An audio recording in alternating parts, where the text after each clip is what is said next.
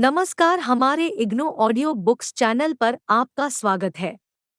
इंदिरा गांधी राष्ट्रीय मुक्त विश्वविद्यालय सतत शिक्षा विद्यालय प्रमाण पत्र कार्यक्रम खाद्य और पोषण में प्रमाण पत्र CFN 2 आपका भोजन और उसका उपयोग। ब्लॉक 4 स्कूल अवस्था से वृद्धावस्था तक पोषण। इकाई 14 में आप वृद्धावस्था में होने वाले शारीरिक, मनोवैज्ञानिक, व्यावसायिक परिवर्तनों और पोषण की आवश्यकताओं पर उनके प्रभावों के बारे में पढ़ेंगे। 14.0 उद्देश्य।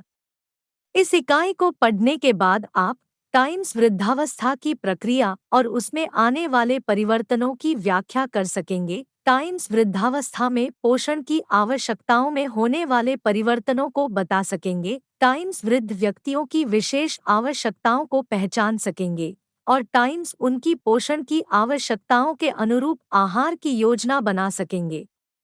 14। एक प्रस्तावना।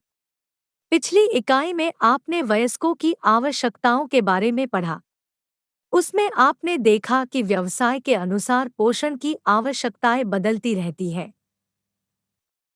आपने इस बात पर ध्यान दिया होगा कि जैसे जैसे लोग वयस्कावस्था से अधेड़ अवस्था और वृद्धावस्था की ओर बढ़ते हैं, उनकी शक्ल सूरत, मानसिक दृष्टिकोण आदि में परिवर्तन होने लगते हैं।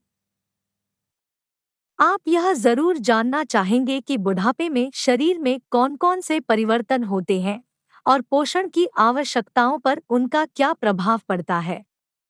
आप यह भी जानना चाहेंगे कि वृद्धावस्था की विशेष आवश्यकताएं क्या हैं और वृद्धों के उत्तम स्वास्थ्य के लिए इन आवश्यकताओं को कैसे पूरा किया जा सकता है। 14.2 वृद्धावस्था एक व्यक्तिगत घटना। वृद्धावस्था में परिवर्तन। आपने अपने आसपास के लोगों में उम्र के साथ साथ होने वाले परिवर्तनों को देखा होगा। उदाहरणार्थ, कुछ व्यक्तियों के दांत टूट जाते हैं और उन्हें नकली दांतों की जरूरत होती है। कुछ लोग भोजन पचाने में कठिनाई का अनुभव करते हैं। यद्यपि ये परिवर्तन लगभग एक जैसे होते हैं, तथापि हर व्यक्ति पर उनका असर अलग-अलग होता है।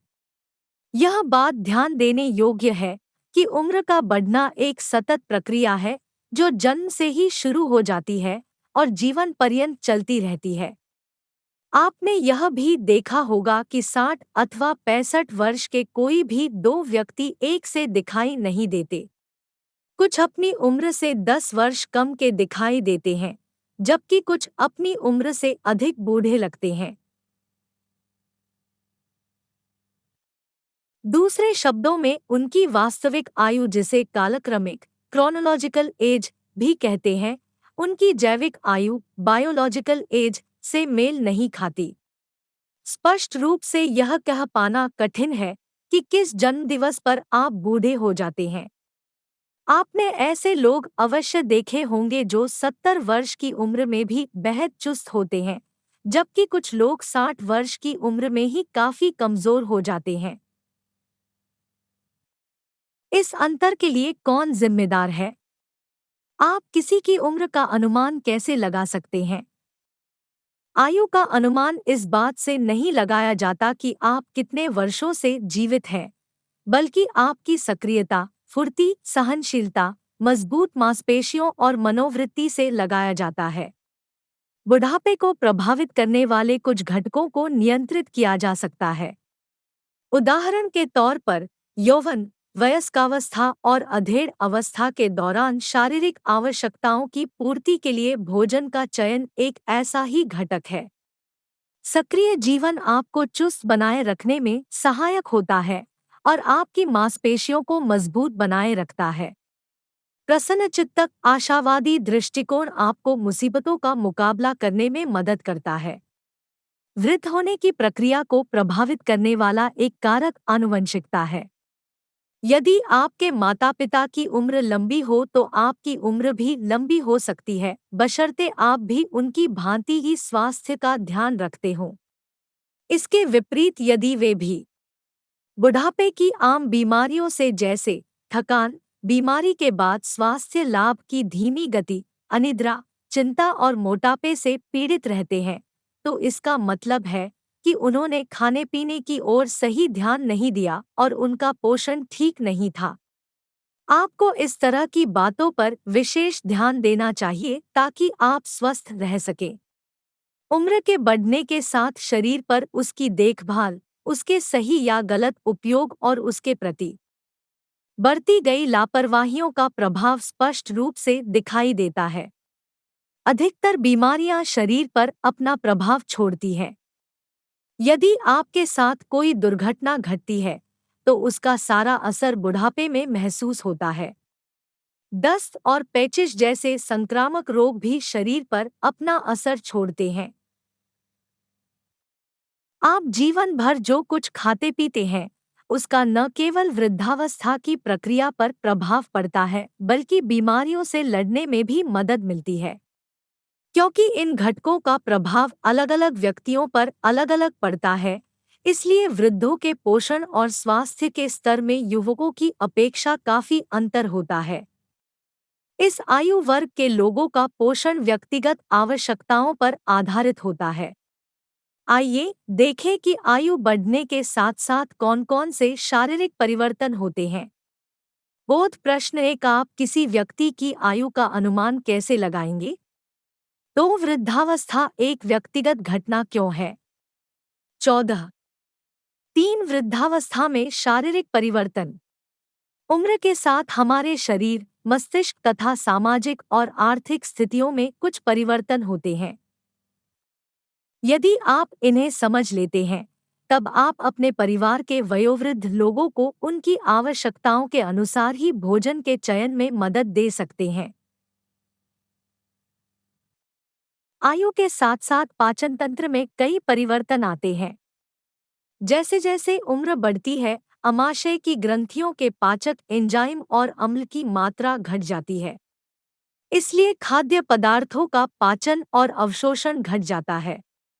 लगभग 10% वृद्ध व्यक्तियों में हाइड्रोक्लोरिक अम्ल की कमी हो जाती है। इससे बीमारियों से लड़ने की शक्ति कम हो जाती है, क्योंकि अमाशय में ये अम्ल रोगाणुरोधक एंटीसेप्टिक का कार्य भी करते हैं। परिणामस्वरूप इस आयु वर्ग के लोगों को अक्सर दस्त और पेट की बीमारियां रहती हैं।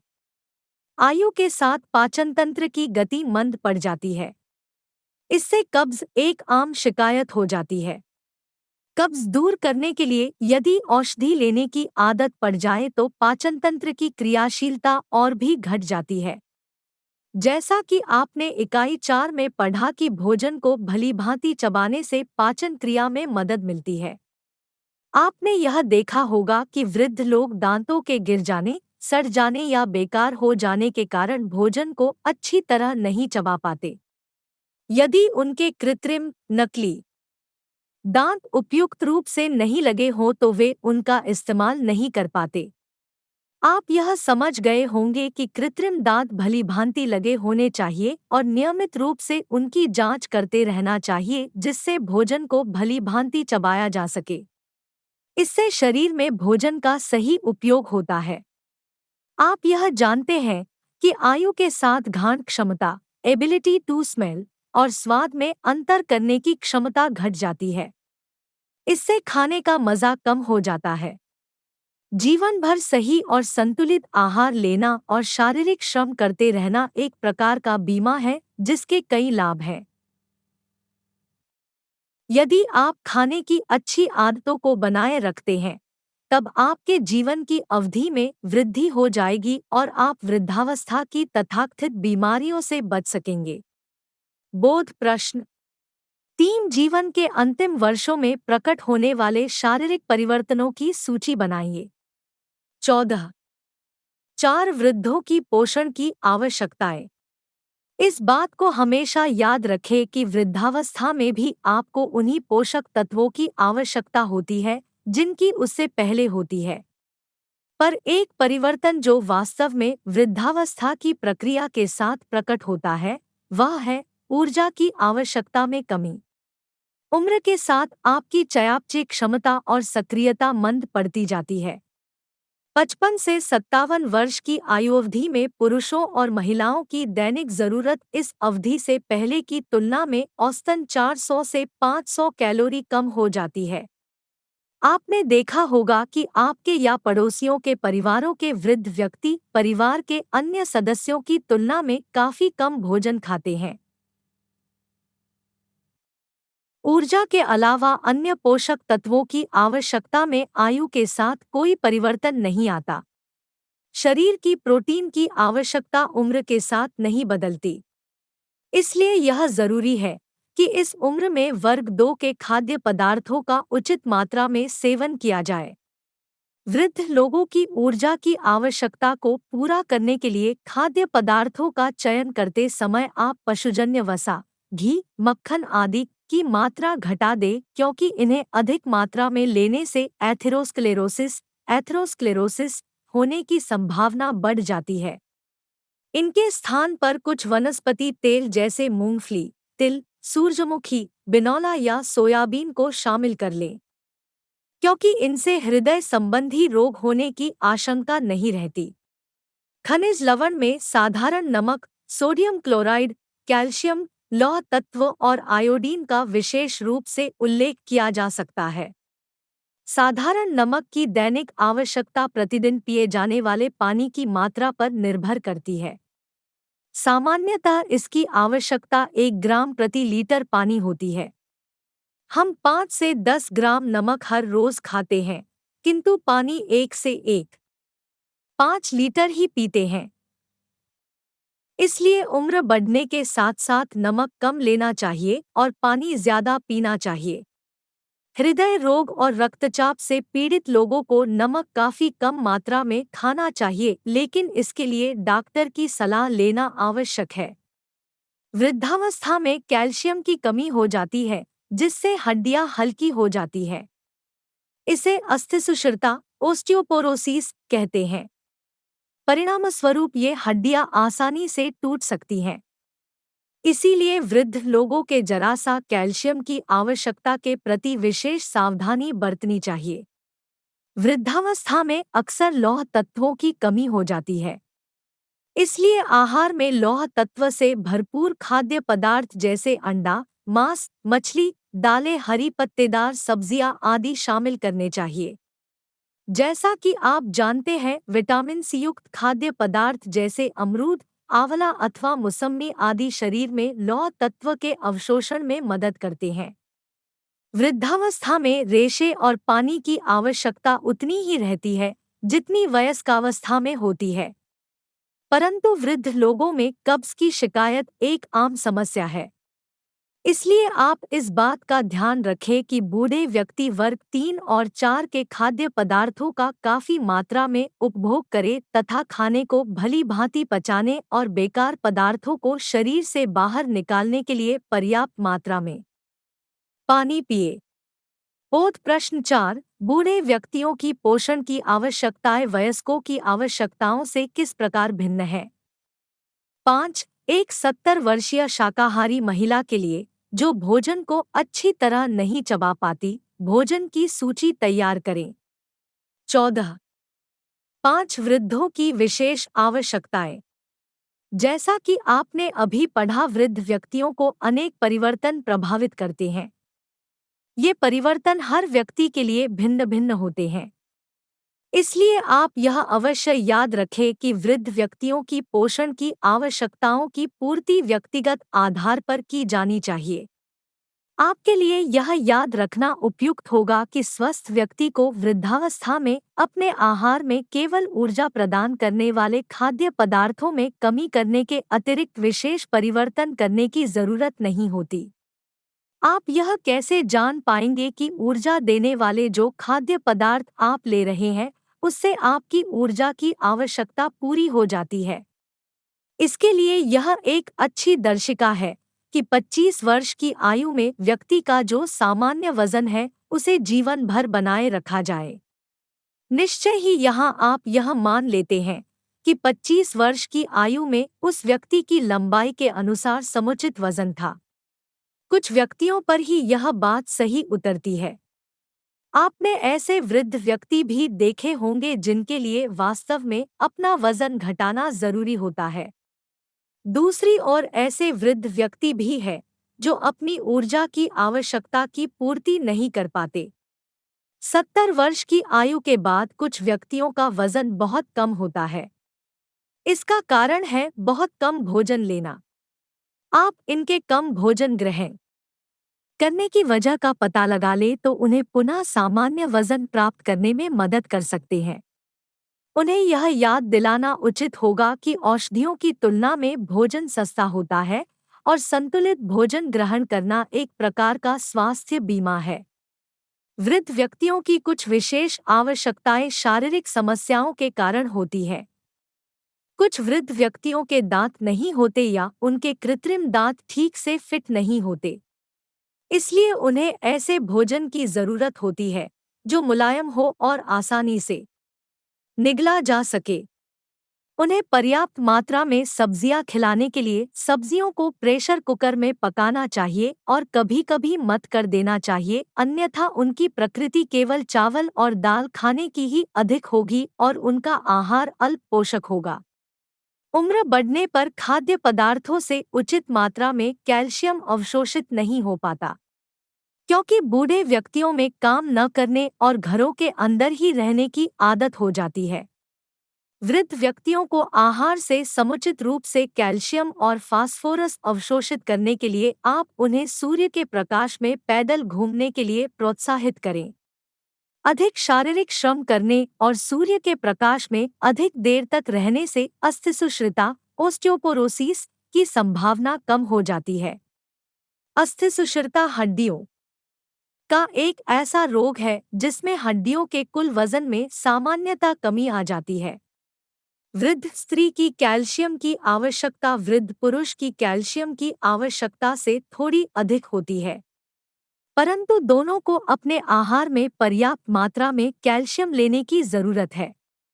दूध कैल्शियम का एक बढ़िया स्रोत है। दूध वृद्धों की भी पसंद का भोजन है और युवकों की पसंद का भी। वे लोग भी इसे आसानी से पी सकते हैं जिनके दांत नहीं हैं। कैल्शियम का एक अन्य स्रोत भुनी और पिसी रागी है, जिसे नाश्ते में लिया जा सकता है।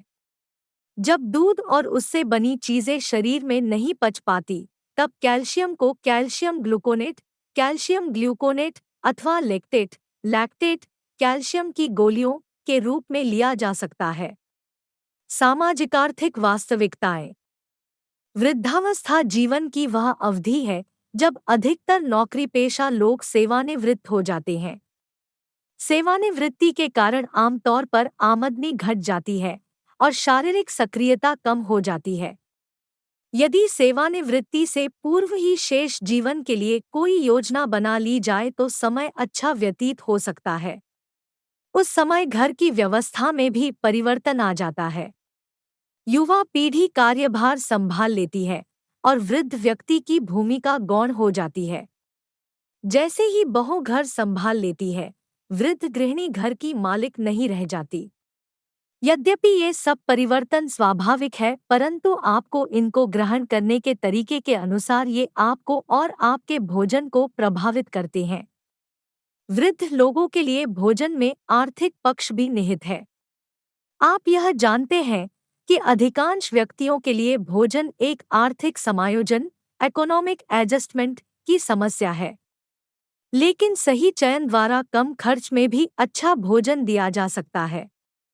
वृद्ध लोगों में पोषक तत्वों की कमियों को पूरा करने के लिए उन्हें खाद्य वर्ग 2, 3 और 4 के खाद्य पदार्थ खाने के लिए प्रोत्साहित करना चाहिए। जैसा कि आप जानते हैं, ये खाद्य पदार्थ वृद्धों की प्रोटीन, खनिज लवण और विटामिन की आवश्यकताओं को पूरा करने में सहायक होते हैं। इसके अतिरिक्त वर्ग 3 और 4 के खाद्य पदार्थ रेशे भी प्रदान करते हैं जो आहार नली में भोजन की गति तेज करते हैं और कब्ज को दूर करते हैं। सहायक कारक भोजन के बारे में समुचित दर्शन प्रॉपर फिलॉसफी की जरूरत होती है। मनुष्य जीवित रहने के लिए खाता है, न कि खाने के लिए जीवित रहता है। क्योंकि वृद्ध व्यक्तियों के पास काफी समय रहता है, इसलिए उन्हें दिन में कई बार खाने की इच्छा होती है। उनकी इच्छा को ध्यान में रखते हुए दिन में उन्हें कुल जितने भोजन की जरूरत हो उसे थोड़ा थोड़ा करके 4-5 बार में देना चाहिए। वृद्धावस्था में भोजन के साथ लापरवाही नहीं बरती जा सकती। इस अवस्था में व्यक्ति को तले हुए और मीठे खाद्य पदार्थों पर नियंत्रण रखना चाहिए, इनसे पाचन तंत्र पर जरूरत से ज्यादा बोझ पड़ सकता है। पानी खूब पीना चाहिए। इससे शरीर में भोजन की गति अधिक तेज हो जाती है और कब्ज की शिकायत नहीं रहती। आपको भोजन के समय वातावरण को सुखद और सहज बनाए रखने के बारे में विशेष सावधानी रखनी चाहिए। आपको यह भी नहीं भूलना चाहिए कि जब आप बच्चे थे तब ये वयोवृद्ध आपकी पसंद नापसंद का कितना ध्यान रखते थे। अब उनकी पसंद नापसंद का ध्यान रखने की आपकी बारी है। जिन बूढ़े व्यक्तियों को दांतों की समस्या है, उनके लिए मुलायम भोजन बनाने के बारे में अतिरिक्त ध्यान देना चाहिए। याद रखिए, स्वास्थ्य केवल शारीरिक ही नहीं मानसिक भी होता है। तनाव और चिंता पाचन शक्ति और स्वास्थ्य को बर्बाद कर सकते हैं। आप बूढ़े लोगों को अक्सर झक्की और जिद्दी देखते होंगे। उनकी देखभाल करने के लिए आपको धैर्य से काम लेना चाहिए। वृद्ध लोगों की देखभाल करने के लिए स्वस्थ सहज बुद्धि और हंसमुख स्वभाव सर्वोत्तम गुण है। यदि व्यक्ति पैसा बचाकर वृद्धावस्था के लिए पहले से ही व्यवस्था कर ले तब ही वह अपने जीवन स्तर को पूर्ववत बनाए रखकर जीवन की सांध्य बेला का आनंद उठा सकते हैं।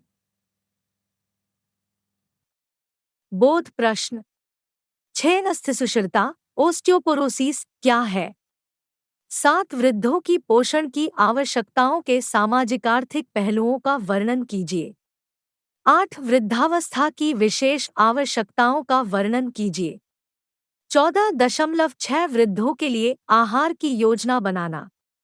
बूढ़े व्यक्तियों के भोजन की योजना बनाते समय आपको यह ध्यान रखना चाहिए कि उनकी विशेष आवश्यकताओं की पूर्ति अवश्य हो। कुछ पहलू जिन पर ध्यान देने की जरूरत है वे हैं। टाइम्स इकाई 3 में दी गई दैनिक भोजन दर्शिका के अनुसार सभी खाद्य वर्गों में से खाद्य पदार्थों को अवश्य शामिल करें। टाइम्स प्रत्येक खाद्य वर्ग की न्यूनतम मात्रा जरूर शामिल करें। टाइम्स में फल शामिल करें जो विटामिन सी प्रदान करते हैं। टाइम्स भोजन मुलायम बनाने के लिए खाद्य पदार्थों को प्रेशर कुकर में पकाएं। टाइम्स कैल्शियम की आवश्यकता की पूर्ति के लिए भोजन में दूध, रागी या मछली आदि शामिल करें। टाइम्स तली हुई वस्तुओं, मिठाइयों आदि से बचने की सलाह देनी चाहिए। टाइम्स प्रतिदिन 5 से 6 गिलास पानी पीने की सलाह दें। टाइम्स भोजन के समय सुखद और सहज वातावरण बनाए रखें।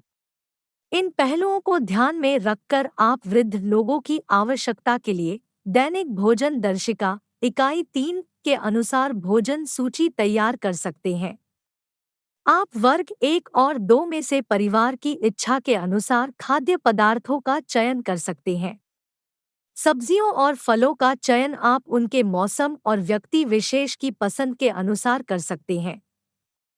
वर्ग 1 और 5 की मात्रा हर व्यक्ति की ऊर्जा की आवश्यकता और उसकी अपनी स्वास्थ्य समस्याओं के अनुसार भिन्न होगी। हम सभी को और लोगों के साथ मिलकर भोजन करना अच्छा लगता है। आपने देखा होगा कि अकेले रहने वाले व्यक्ति आमतौर से युगल दंपतियों की तुलना में अच्छा खाना नहीं खाते। पश्चिमी देशों में इस समस्या को हल करने के लिए वृद्ध लोगों को प्रतिदिन सामुदायिक केंद्र में एक बार भोजन खिलाया जाता है। इसी बारे में एक अन्य कार्यक्रम है चलता फिरता भोजनालय, मील्स एंड व्हील्स। इसके अंतर्गत वृद्ध लोगों को उनके घर पर ही भोजन उपलब्ध कराया जाता है। हमारे देश में बढ़ती हुई मूल परिवारों की संख्या को देखकर भविष्य में वृद्धों के लिए इसी तरह के कार्यक्रम बनाने होंगे। अभ्यास 1. अपने पड़ोस में किसी वृद्ध व्यक्ति का साक्षात्कार लें और उनके दैनिक भोजन को रिकॉर्ड करें। 2. क्या उनके आहार में सब वर्गों के खाद्य पदार्थ हैं? 3 उनके भोजन में हर वर्ग से कितनी मात्रा में खाद्य पदार्थ शामिल किए जाते हैं? 4 आपके विचार में क्या वे अपनी दैनिक आवश्यकताओं की पूर्ति कर लेते हैं? 5 यदि नहीं, तो आप आहार को इसकी लागत बढ़ाए बिना संशोधित करने के लिए क्या सलाह देंगे? 6 आप जिन लोगों से इस संबंध में मिले, उनका वजन और लंबाई भी नोट कर लें। क्या उनका वजन सामान्य है अथवा ज्यादा है या कम? 14 7 सारांश। इस इकाई को पढ़कर हमने सीखा कि उम्र बढ़ने के प्रभाव हर व्यक्ति पर अलग-अलग होते हैं। इसलिए आपके शरीर पर बढ़ती उम्र के प्रभाव आपकी आयु से मेल नहीं खाते। जैसे जैसे आप वृद्ध होते जाते हैं, आपका शरीर कम ऊर्जा खर्च करने लगता है।